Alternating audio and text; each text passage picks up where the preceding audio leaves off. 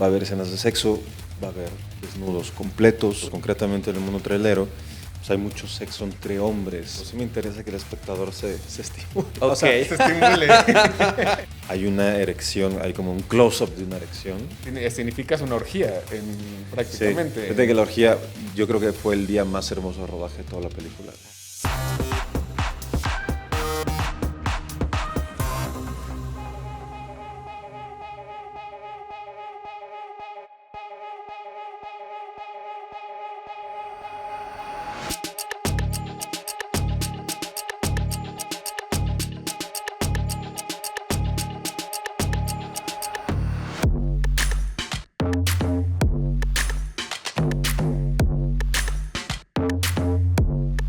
Espadazos Podcast es presentado por CeroMachoFilms.com.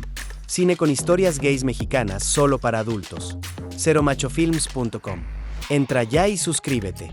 Bienvenidos a Espadazos, el podcast en el que desnudamos a nuestros invitados para hablar del amor en los tiempos del no por. Y demás cosas. Demás cosas. Pero Les bueno, saluda. les saluda. Omar Flores Arabia, también conocido en los bajos mundos de X como Mexican Republic, y No tan bajos mundos, pero el Oscarín.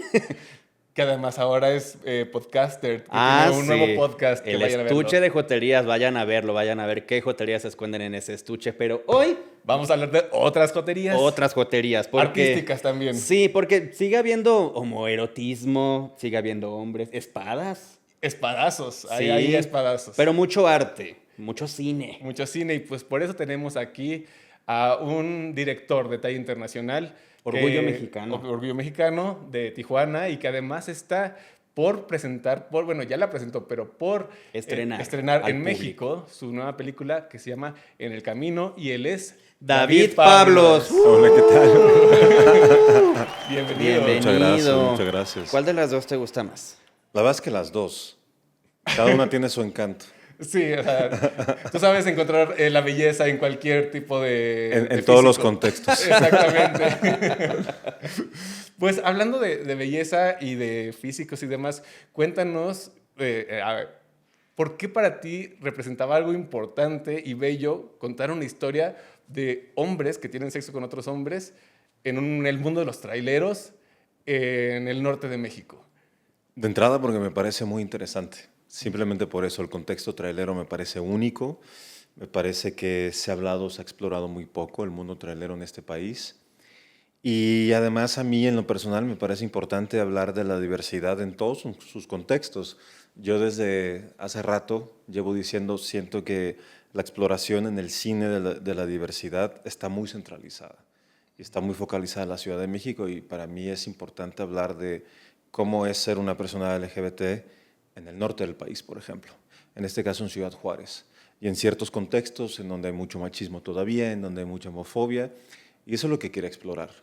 ¿Qué significa ser LGBT en estos mundos? Y además, hablar de la sexualidad en estos contextos. Me parece hermoso.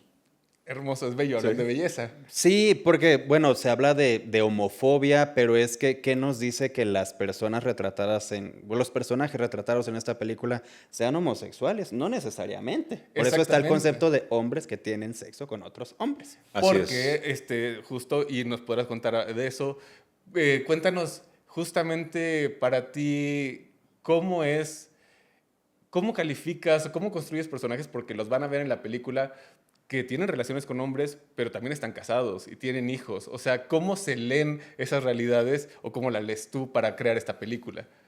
Pues es que en el mundo trailero, y fíjate, no solamente en el mundo trailero, yo creo que esto se puede extrapolar a muchos otros contextos, ¿no? Pero concretamente en el mundo trailero, pues hay mucho sexo entre hombres y no necesariamente muchos de estos hombres se consideran homosexuales.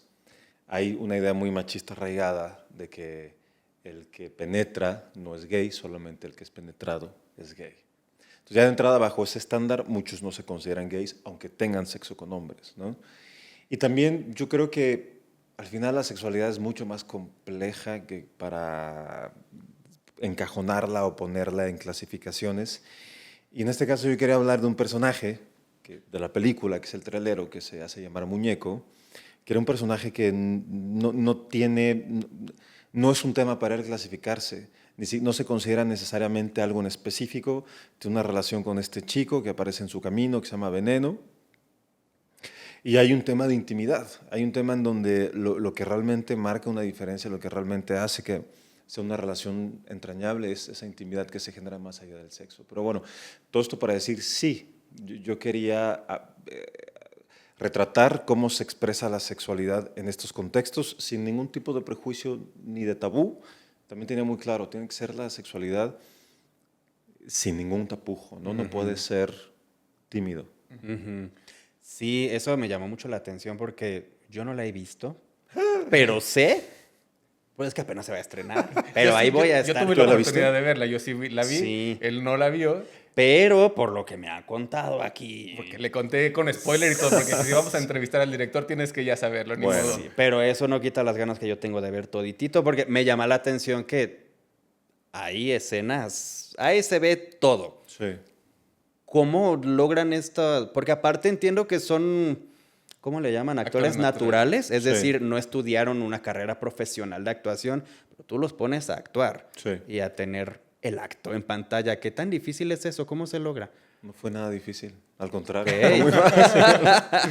Es que, mira, solo hay un actor en la película y es Osvaldo Sánchez quien hace el personaje de Muñeco, que es el trailero. Él fue un gran aliado, porque el resto del reparto son actores naturales, o sea, gente que no tiene experiencia haciendo cine o actuando. Entonces, él de alguna manera me ayudó como a crear vínculos con él, con los demás. Él estando en set era como una segunda mano mía, o tercera mano más bien, porque él podía estar platicando con ellos de alguna manera, relajando el ambiente. Él todo el tiempo estaba trabajando en set para los demás, ¿no? Para todos los actores naturales. Y en el caso de Víctor, que es quien hace el personaje de Veneno, yo de entrada fui muy claro en el casting. Esta es una película que tiene estas características, va a haber escenas de sexo, va a haber desnudos completos. Tú les dijiste, ¿has visto Calígula? Pues haz de cuenta. Pues casi, sí, ¿no? Porque era importante que ellos me dijeran ya en ese punto del callback, si sí quieren continuar o no quieren continuar, entendiendo cuáles son las condiciones. Y Víctor nunca tuvo ningún problema. Y ya que yo les expliqué, una vez que ya los casté y les expliqué cómo quería que fueran las escenas y les expliqué, quiero que haya erecciones, ¿no? Y quiero que va a haber tales escenas de sexo, van a estar filmadas de tal manera. Me dijeron que sí y luego en el proceso de ensayos dedicamos un día para trabajar las escenas de sexo, en donde yo les daba ahora sí que la coreografía, como si esto fuera un baile, y les decía, va a suceder tal cosa, tú te vas a cambiar a esta posición, tú vas a reaccionar de tal manera. Les explicaba la escena así como si fuera una coreografía, o sea, de manera muy mecánica. Ya que a ellos les preguntaba, ¿está claro? ¿Dudas? Si me decían que no, entonces yo les pedía que hicieran la escena de manera mecánica, solo para ver la coreografía. La hacían, yo la veía, les decía, está muy bien, y esto es lo que vamos a hacer en el set. Y una vez que llegamos al set, pues obviamente hay que crear un espacio cómodo, un espacio íntimo. Me imagino que hay, le llaman coordinador o coordinadora de intimidad. Exacto. En los ensayos todo esto lo trabajé con la coordinadora de intimidad para que todos tuviéramos muy claro qué iba a suceder. Entonces, ya llegando al set, yo nunca les iba a pedir nada distinto o les iba a pedir algo más. Es exactamente eso que ya hablamos todos y que llegamos al acuerdo, ¿no? La idea es no romper el acuerdo. Entonces, una vez que llegamos al set, es darles tiempos a ellos para que estén listos, esté la menor cantidad de gente posible en el set, se cierra el set. En el cine la gente está viendo en monitores las escenas y ahora ya hasta se pueden transmitir en las pantallas del celular. Okay. Para las escenas del sexo no hacemos eso, bloqueamos el acceso a los celulares y solamente yo veo la pantalla y mi fotógrafa. Nadie más ve las escenas en ese momento cuando se están filmando, se les da la certeza, están con sus batas y cuando están listos hacemos la escena, pero fíjate, yo repito mucho las escenas. Hay escenas en esta película que hice hasta 35 tomas. Wow. Ay, o sea, te quedas corto, conmigo. Sí. Pero no las escenas de sexo. Ajá. Ahí sí, toma única. Todas. Wow. Porque quedó como la esperabas. Sí. Wow. Porque además es tan fuerte y tan intenso y están tan vulnerables los actores que es muy difícil pedirles una segunda toma. Y lo dan todo en la primera. Exacto. Y lo dan todo en la primera. Y además replicar eso una segunda vez es ya imposible. No sale. No sale. no sale. Y no para sale. ti como director, ¿cuál es la vibra que esperas que el público sienta? Porque es muy común ver cuerpos de mujeres cisgénero desnudos en el cine, pero de varones no, y con erección menos. Sí. ¿Qué es lo que yo quiero que el espectador... Ajá, como que se ponga a reflexionar sobre eso, por ejemplo, o... Es un poco más básico, sí me interesa que el espectador se estimule. Ok. O sea, Se estimule, quizás no lo dije de la mejor manera. Sí quiero que el espectador que se emocione. se emocione, gracias. Porque hay maneras de emocionarte, ¿no? A diferentes niveles. Claro, porque esta película, entre muchas otras cosas, es también una celebración del sexo. Ujú. Y del sexo en sus distintas expresiones y en distintos contextos. Y así como me interesa, con cada escena yo busco crear algo en el espectador.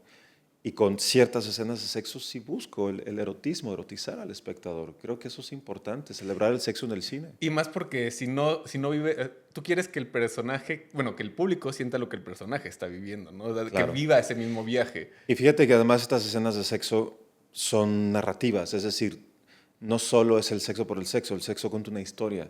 El sexo habla de los personajes y de la relación que existe entre ellos. La primera escena de sexo entre muñeco y veneno es muy distinta a la última escena de sexo de ellos dos. Yo tengo una pregunta aquí que es más técnica. Según yo, a menos que me haya tapado los ojos en algún momento de la película, según yo Lo dudo. recuerdo que... no me asusto, pero mi pregunta es, yo recuerdo que solo vemos a Muñeco con una erección, pero nunca vemos a Veneno con erección. ¿Eso es una decisión También. de guión, una decisión estética, una decisión No, no. por el actor? También se ve ¿Se veneno, ve? la erección de veneno, sí. Entonces me tapé los ojos. Te emocionaste de ¿Cómo más. O te emocionaste, O me puse a ver al otro nada más. o te paraste al baño. No, Vete tú a saber. No, pues yo estaba esperándola a ver. ¿Dónde? Es pretexto para ir La a voy a verla ver otra una vez. segunda vez para que la vayan a ver varias veces ahora que esté en el cine. Entonces, se ven ¿cuántas veces así puntualmente hay erecciones en la película? No, es que hay una razón por qué estoy haciendo esta pregunta. Ahorita te digo, ¿cuántas veces hay erecciones en la película? Ay, una, dos, o sea, tres, creo que son tres. Creo que son tres. 3 veces aparecen erecciones. Yo vi hace poco, y corrígeme si estoy equivocado, que va a existir una segunda versión de la película que es diferente. ¿Eso es cierto? ¿Y tiene algo que ver con esto de las erecciones? Es parcialmente cierto, es decir, por un tema de clasificación, porque la película técnicamente sería clasificación X, para el estreno en salas de cine, para el estreno comercial, hay una erección, hay como un close-up de una erección, que eso se quitó, y hay otro momento similar que también se quitó para el estreno, digamos, en salas de cine comercial, pero va a salir también una versión sin censura, y esa va a estar en algunos cines, pero de manera más acotada, ¿no? Porque sí, desgraciadamente, limita mucho el acceso a las salas, el que la película sea clasificación X y por lo tanto nos quedamos con una C. Yo también tomé esa decisión, prefería que la película llegara a más gente y que pudiera estar en más salas, a tener una clasificación X y que fuera mucho más acotado el acceso a la película. Perdón mi ignorancia, ¿la clasificación R es una cosa aquí en México o es en el extranjero? Eso es en Estados Unidos. Ajá. Digamos que la clasificación R, que prohíbe la entrada en Estados Unidos a menores de 17 años, es la clasificación C en México. Pero hay una clasificación más alta, que en Estados Unidos es NC-17, en donde no se permite el acceso a menores de 17 años, aunque estén acompañados de un adulto, porque en la R sí pueden entrar menores acompañados de un adulto. Ay, no sé si un menor de edad quisiera entrar acompañado de un adulto a ver una película. Definitivamente no, por supuesto que no. No es una película para que veas con tus padres. Oye, y a mí me causa, o sea, ahora que con lo que cuentas, o sea, yo sé que tú quieres que mucha gente vea la película, pero tú como artista, ¿cómo te sientes de que al final la realidad, la parte comercial, te termina como ajustando tu visión? O sea, ¿qué sientes tú más allá Mira. de lo que es? Porque finalmente Sí, la historia va a estar, pero Ajá. visualmente hay 2, 3 aspectos. tú por alguna que- razón los habías Exacto. puesto y los quitaste. Solo hubo dos aspectos que hubo que ajustar para el estreno comercial, aunque insisto, saldrá algunas copias con la versión intacta. Pero sí estuve dispuesto a hacer esa concesión porque no afectaba la experiencia de la película, ¿no? Y no afectaba tampoco el impacto de esas escenas de sexo. Evidentemente todo lo filmé con un propósito y hay algo que no va a estar, pero en su esencia para mí no hay un cambio que sea sustancial. Si hubiera sido sustancial ahí se hubiera dicho de ninguna manera. No estoy dispuesto, aunque salga en 3 salas mi película. Y la idea es que cuando esté en plataforma, que todavía no puedo decir en cuál va a estar porque es algo que se está negociando, pero que ahí sí salga también totalmente intacta. Sí, esperemos que sí. Pero Pero igual que la gente vaya al cine, ¿no? Pero que la vean en el cine porque... Y así la ven 2 veces. Porque sí es otra experiencia muy distinta verla en pantalla grande. Claro. Sí es una película que está hecha para verse en pantalla grande. Hay un trabajo de diseño sonoro que a mí me encanta lo que se hizo y que eso solo se puede experimentar en una sala de cine con esas bocinas como están colocadas en la sala. Ver todas estas escenas y disfrutar la película en pantalla grande y en el colectivo es otra cosa. Sí, creo que lo más importante, incluso más allá de los aspectos técnicos, es cómo reacciona la gente, ¿no? Ante lo que va pasando, porque es una película muy fuerte, o sea, muy cruda. O sea, o sea, más allá del sexo, es una película que retrata una realidad De la que se brutal. habla poco. Yo ya diría que es brutal. O sea, finalmente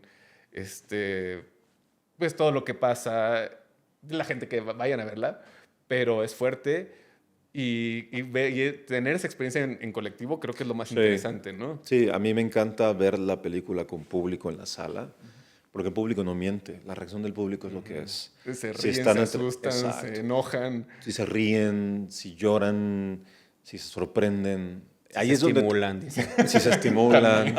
Ahí es donde yo digo, hice bien mi trabajo como Claro. director. Si esas reacciones están sucediendo, Como es que hice Hitchcock, bien ¿no? mi trabajo. O sea, que era como si estuviera manipulando al público así de que ahora se van a reír y se ríen. Es toda una manipulación, constantemente.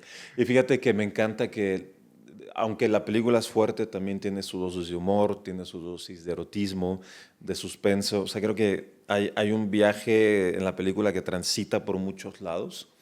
Y me encanta cuando la gente se ríe. Hay ciertas escenas que yo tengo ya muy identificadas donde la gente suelta carcajadas y me encanta ver esos momentos. Sí. Se va a estrenar en salas de todo el país. Así es. Y en tu experiencia con otros largometrajes, ¿podrías esperar la misma reacción en plazas como Ciudad de México que en Tijuana, tal vez? Donde el público quizás sea más conservador. En Tijuana nos conservamos. No, en Monterrey, por ejemplo. Monterrey, que es norte, pero conservador. Lo que pasa es que hay mucha doble moral, ¿no?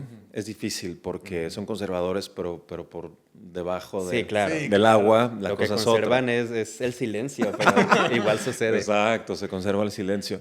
No tengo idea. Mira, con cada película es un volado, uno nunca sabe nada. Cómo va a recibir el público, cuál va a ser la experiencia colectiva. No hay manera de prever absolutamente nada. Eso es algo que he aprendido con la experiencia, que no hay manera de predecir nada.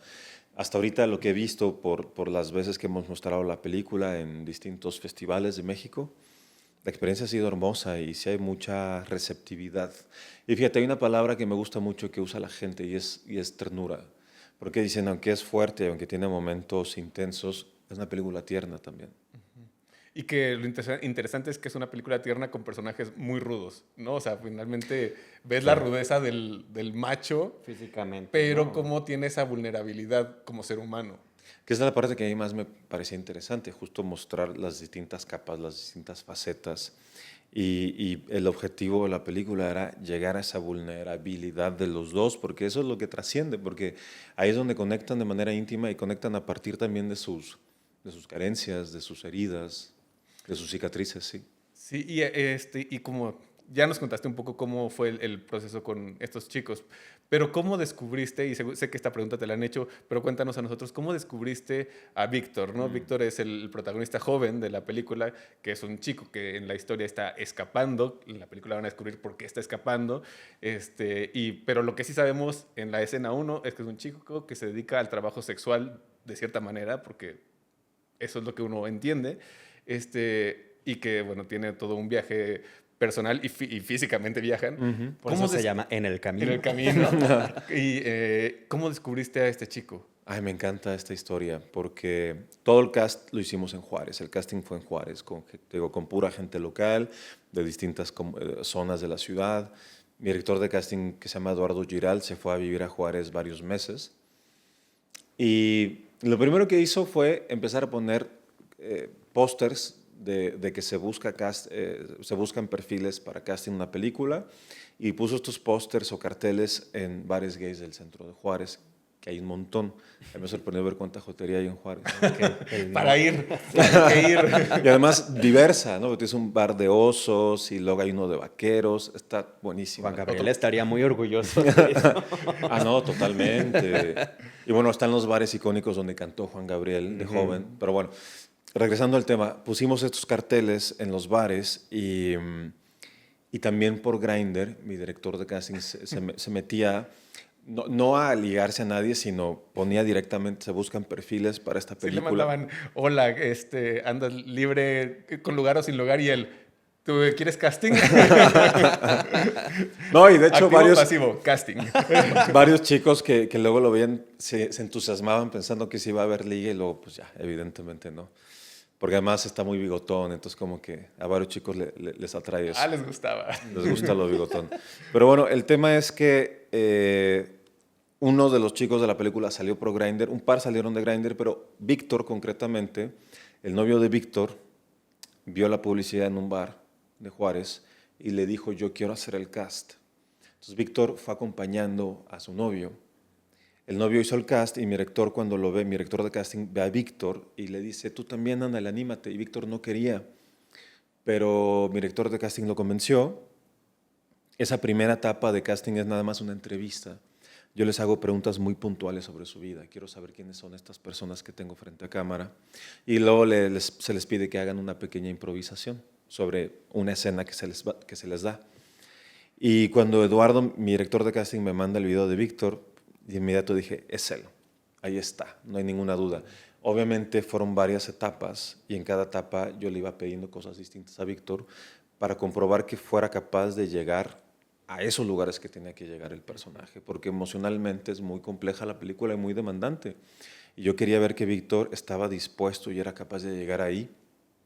Y fue como hasta la tercera o cuarto casting que le hice a Víctor que dije, sí, ahí está, lo voy a lograr. Y fue una cosa muy puntual que yo le pedí, que me encantó cómo la resolvió.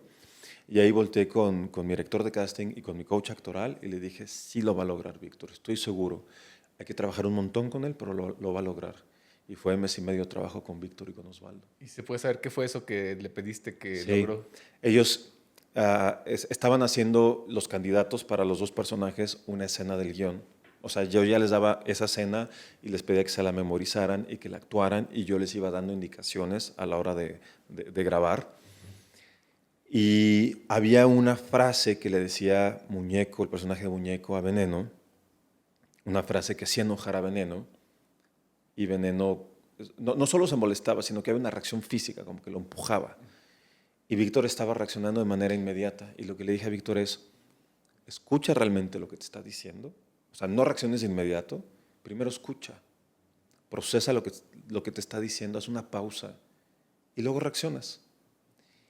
Y entonces Víctor me hizo esa pausa, y yo vi en esos 3 segundos que duró su pausa, 4 segundos, todo lo que pasó por dentro. O sea, vi algo que se construía por dentro, había una emoción en su mirada, y con eso fue que yo dije, ahí está, lo va a lograr, lo vamos a hacer muy bien. Pero hubo que trabajar un montón, porque Víctor, y esto lo ha dicho en muchas entrevistas, él, al venir de un contexto de Juárez, que está pesado, que es muy violento, pues él aprendió desde muy chico a guardar las emociones, a no mostrar vulnerabilidad. Y aquí en esta película le pedimos que fuera vulnerable y que se abriera y fue difícil, él lo ha dicho. Él tenía mucho miedo de abrirse emocionalmente, pero una vez que se abrió y que se permitió sentir lo que sea que estuviera sintiendo, se dio cuenta de que estaba en un lugar seguro y de que no le iba a pasar nada. Y eso fue muy bello de transitar con él. Irónicamente le daba más miedo abrirse emocionalmente que desnudarse. Sí, muchísimo más. ¿Y por qué esta preferencia quizá, o ya me corregirás, de trabajar con actores naturales? De no hacer casting entre personas que de manera profesional se hayan dedicado a eso anteriormente. Mira, hay dos cosas. Por un lado, a mí me emociona mucho descubrir caras nuevas en el cine y en la televisión. Creo que además hace falta nuevo talento. Pero más allá de eso, por el tipo de película que es En el Camino y por el tipo de tono que yo quería lograr, quería una película en donde aunque es muy estilizada, pero quería que cuando vieras la película sintieras que realmente estás en ese mundo con estos personajes reales y que estás logrando colarte en este espacio que es como, pues es un universo en sí mismo, es como otra dimensión, el mundo de los traileros es otra dimensión. Y yo quería retratar de manera muy veraz estos espacios, que de entrada la gente tuviera el acento real del norte, porque luego para muchos actores, no digo que no se pueda, pero muchas películas que yo veo... Se nota. No, Sí, caen casi en la parodia a veces, ¿no? sí, exacto, muchas veces caen en la parodia, entonces yo quería ese acento del norte, concretamente Chihuahua, que me encanta. Quería también escuchar cómo la gente habla, porque todos los intérpretes de la película que son de allá, muchos de ellos a veces cambian los propios diálogos que yo tenía y utilizan la jerga que ellos con la que normalmente hablan.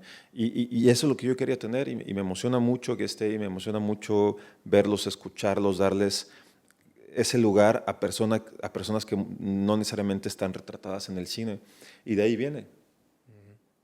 ¿Y cómo es? Ya nos contaste cómo es trabajar con actores naturales, pero también, para quien no sepa, David Pablos también dirigió una película que muchísimos hemos visto, que es El baile de los 41, pero donde te fuiste al extremo opuesto, ¿no? Ahí trabajas con actores de talla internacional, que bueno, ya hasta, bueno, Poncho Herrera, Emiliano Zurita, Mabel Cadena, o sea, que son actores y actrices que ya tienen todas las tablas del mundo, que han viajado, que han hecho todo y que tienen ya pues su manera de trabajar muy diferente a la de un actor natural. ¿Cómo es la diferencia? Fíjate que no hay tanta, a ver, sí hay diferencias, pero en esencia no hay tanta para mí, porque lo que yo siempre hago es crear relaciones muy estrechas con los actores, sean, digamos, tengan experiencia previa o no.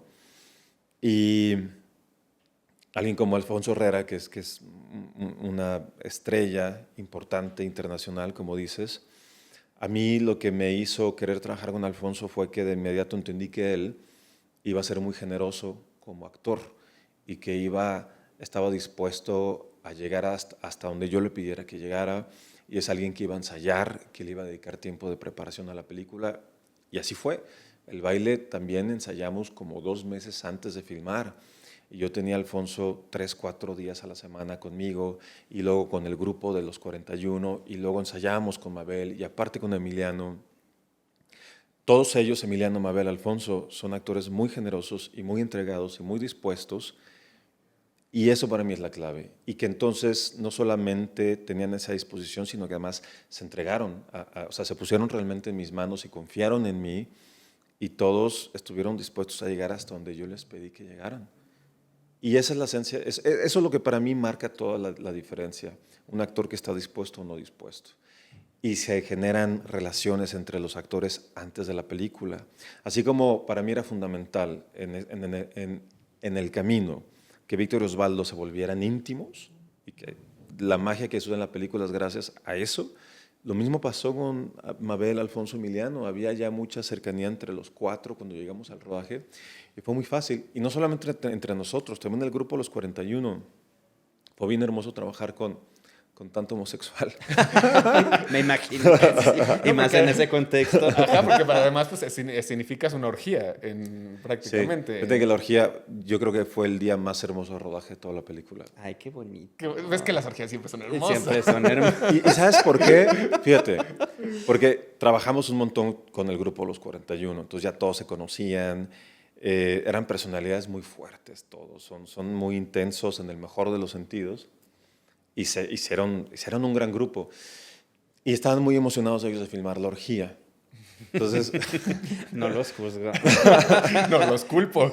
Lo que yo hice, fíjate, el día de la orgía fue, ellos no sabían con quién les iba a tocar, entonces yo armaba las duplas, los tríos, y los iba colocando, porque había una escena en donde están todos en el mismo espacio cogiendo, y yo los iba colocando en posiciones a todos y les decía con quién iba.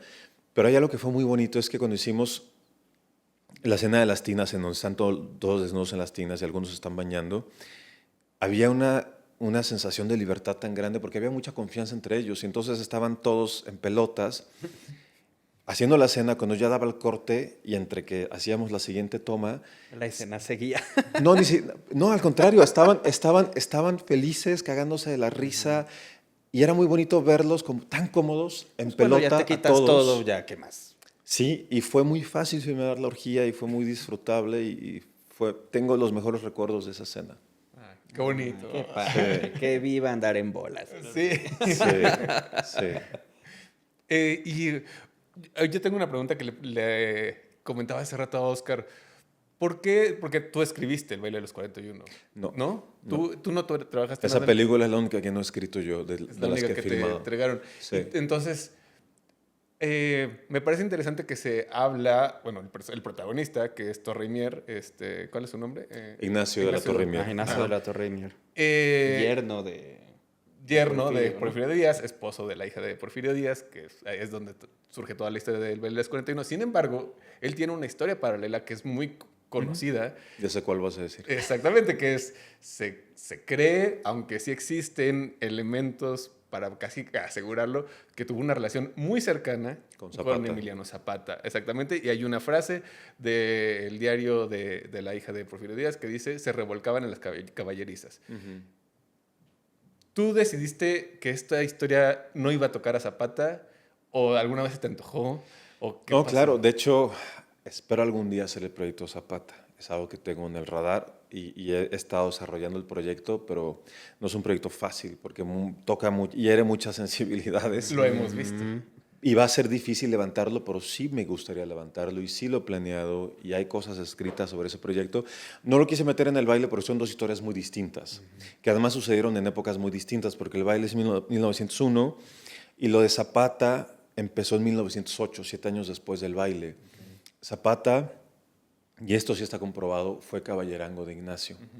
Estuvo como 6 meses de caballerango de Ignacio aquí en la Ciudad de México. Ignacio, de hecho, lo saca de la cárcel militar a Zapata. Lo conoce antes y luego se lo trae, lo saca de la cárcel, se lo trae de caballerango a la Ciudad de México. Y después, cuando empieza la revolución y Zapata se vuelve este personaje heroico, a Ignacio lo meten a la cárcel, está en Lecumberri.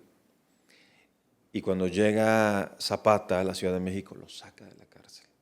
O sea, hay muchas cosas muy peculiares de la relación que no hay manera de comprobar que sí pasó algo, pero están estos datos, estos hechos que son muy peculiares. Sí, como, ¿por qué harías eso por alguien si no es por amor? Exactamente. O enculamiento. También. Es que básicamente fue un Brokeback Mountain de No, y la sí, revolución, ¿no? Y sí quiero hacer el proyecto, y se lo mencionó Alfonso y él está puestísimo para hacerlo, pero el tema es que alguien realmente le quiera entrar, porque hace un par de años estuvimos a punto de levantarlo, pero quien iba a financiar esto al final le dio miedo y dijo, no, mejor no. Vio lo que pasó con la obra de Fabián Chaires en Fue después en de lo Bellas de Artes, Chaires. que para quien no sepa, Fabián Chaires tiene una pintura muy famosa de Zapata en tacones, Sobre un afeminado caballo. sobre un caballo. La obra se expuso en el Palacio de Bellas Artes y hubo manifestaciones, hubo los hijos de Zapata, la gente, y lograron hacer que cerrara, que quitaran la obra. Entonces, básicamente es un acto total de censura. Sí. Y entonces de alguna manera tenían miedo de que eso pasara con una película. Y además que si voy a entrarle a hacer esa película, y eso lo tengo clarísimo, no voy a hacer una versión rosa suavizada de lo que fue la relación de Zapata e Ignacio, y se planteaban cosas bastante fuertes en el proyecto que ya está esbozado y que espero algún día hacer. No quito el dedo del renglón, yo sí lo quiero hacer. Estaría padrísimo, sobre todo para la comunidad LGBT, tener un documento más, digamos, ahora en cine, de alguien que sabemos o se nos ha enseñado que es un héroe nacional y conocer esta otra parte de él, de la que no se habla en los libros de historia, de que a lo mejor era... Y fíjate que hay algo muy Un hombre que tiene interesante. sexo con otros hombres. Digo, insisto, no hay manera de comprobar Claro. nada de Zapata, pero lo que sí se sabe, en el ejército de Zapata, su segundo al mando, Palafox, era gay. Y se sabía que era gay. Y además en el ejército Zapata también había un hombre trans. Entonces es interesante, había diversidad en el ejército de Zapata. Y esto es un hecho. Y sin embargo, sí, también es un hecho que se sabe que Zapata era un macho. O sea, como que... Pero al mismo, era muy macho, pero al mismo tiempo era bastante metrosexual, era como bastante dandy y se acicalaba y se arreglaba y era vanidoso. Sí, es toda una historia. Y supongo que sabes que existe una versión porno de Por esto, supuesto, ¿no? por supuesto. Existe la versión porno de donde salen ellos dos copulando. Ah, yo nada más vi la telenovela. Y Con está Alejandro bueno. Fernández. Y está bueno el cast de la versión porno. Sí, los conozco y Ay. sí. Ay, pues pasen el link. ¿O dónde la encuentra uno? No sé en dónde se encuentra.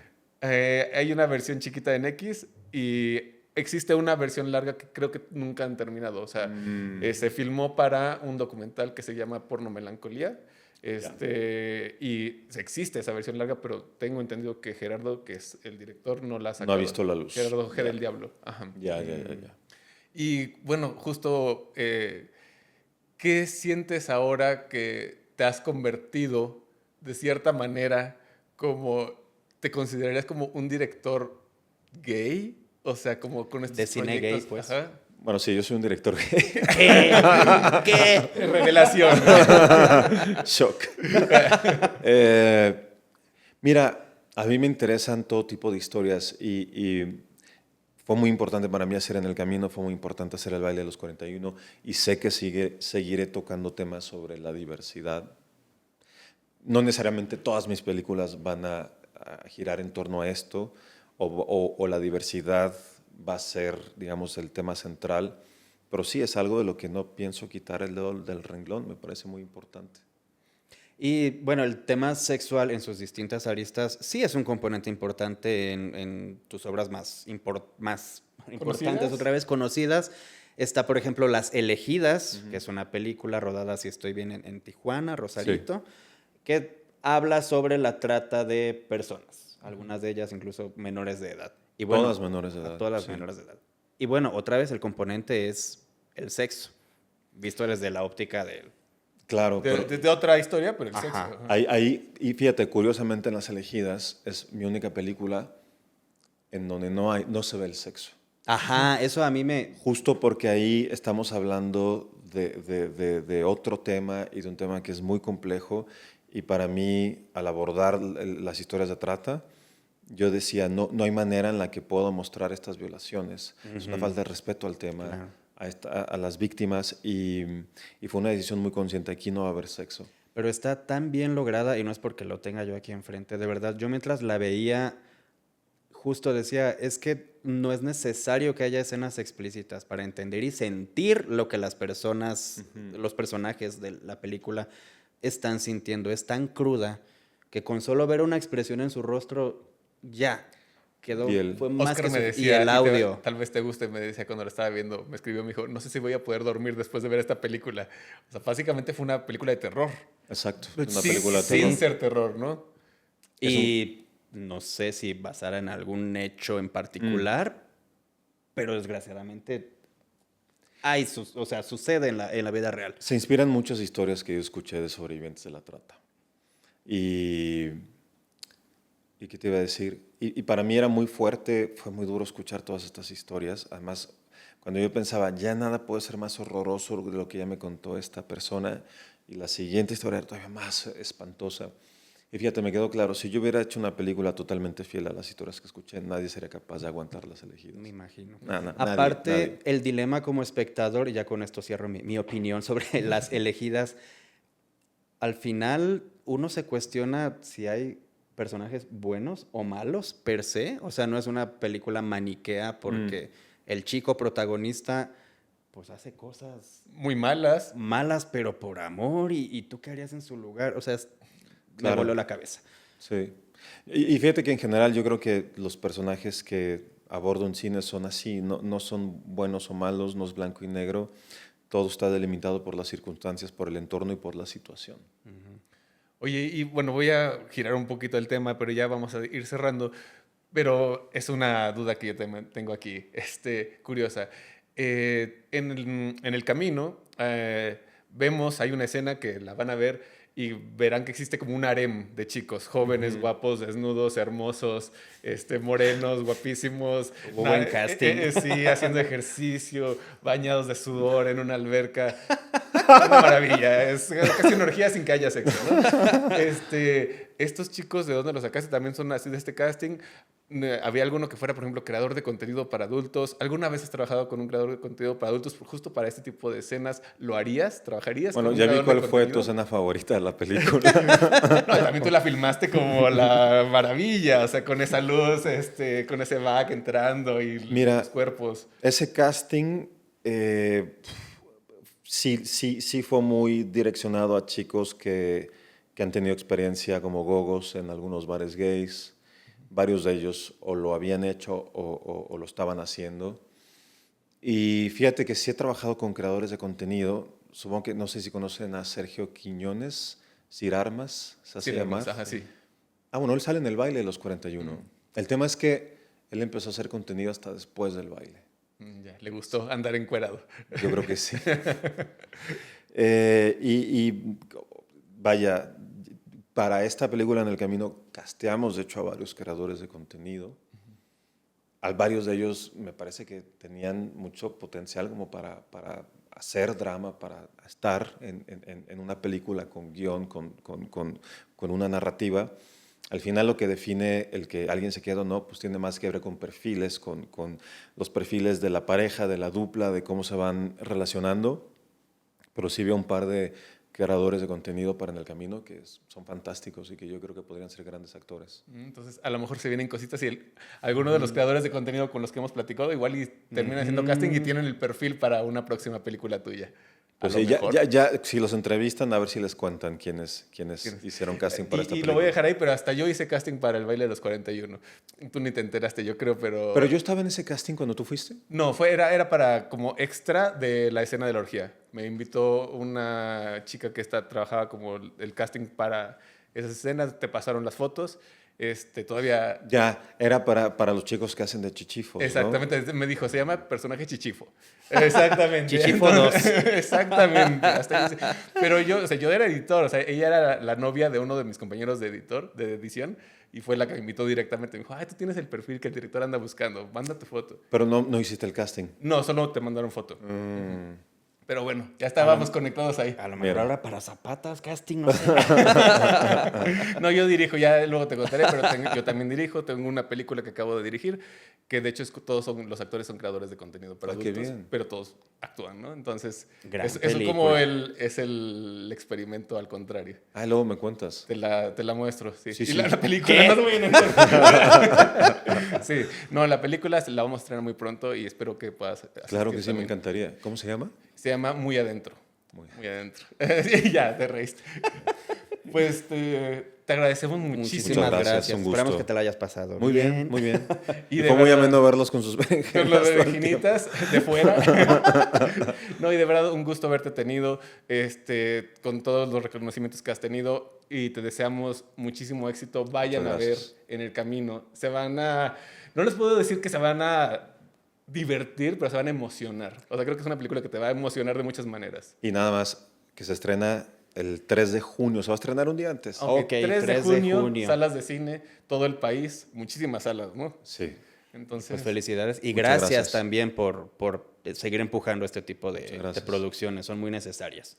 pues esto fue Espadazos. Espadazos. David Pablos. Muchas gracias. Muchas gracias. Nos vemos en el cine. Bye. Bye.